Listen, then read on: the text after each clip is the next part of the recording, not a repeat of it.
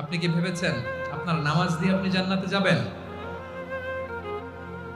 আপনি তাহাজ্জুদ গুজার, সেজদা দিতে দিতে কপালে দাগ ফেলেছেন, এটা আপনারা জান্নাতে নেবে না। আপনি এলাকার সবচেয়ে বড় হাতেম তাই দানশীল, এই দানের ভরসায় বসে আছেন। কুশ্চিন কালো ভাব। আমাদের নামাজ, আমাদের রোজা, আমাদের ইবাদত, এগুলোকে মিজানের পাল্লায় উঠালে কোনো ওজনই হবে না।